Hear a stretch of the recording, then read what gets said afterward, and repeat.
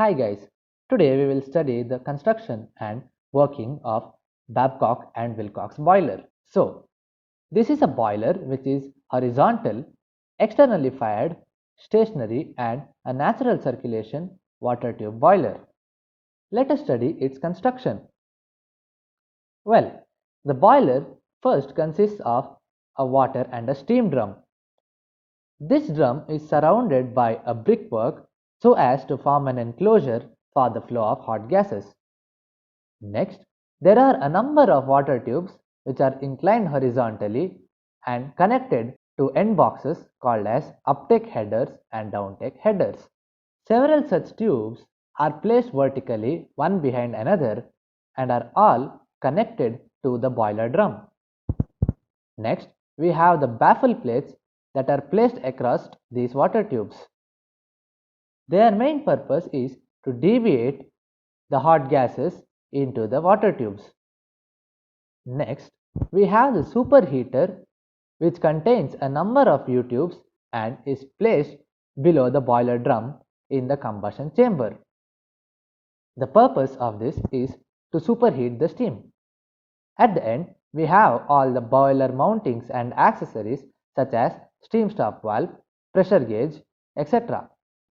to maintain safe working conditions and to increase the boiler's efficiency. Now, let us see the operation of this boiler with the help of this diagram. Well, water enters the boiler drum through the feed valve. The level of the water is kept up to the middle of the drum. The water then flows from the drum to the downtake headers and passes through the inclined water tubes. It then moves to the uptake header and finally back into the drum, thereby establishing a closed circuit. In operation, the combustion takes place in the furnace and the hot gases raise up and pass around the inclined water tubes. These gases are also deflected by baffle plates to move around and in between the inclined water tubes. After this, the gases rises up and escapes through the chimney.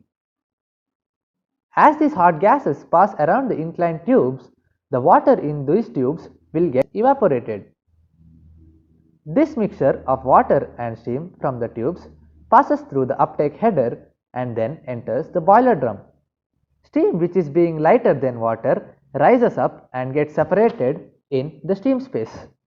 It is then passed on into the U-tubes of the superheater. The superheater is directly exposed to the hot gases coming out from the furnace. Hence, the steam is further heated and will be superheated steam. This superheated steam then passes into the steam stop valve from where it is used for several power generation or other applicational purposes. Thank you. Wow, that's impressive! You have completed a magic today. For more videos, subscribe. Join our Facebook group and Instagram page for group discussion and live magaz videos for exam preparation in an hour.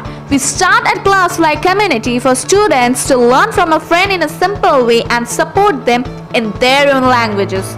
If you are willing to be that one friend who saves us at the exam night preparation, then please join us by visiting classfly.in.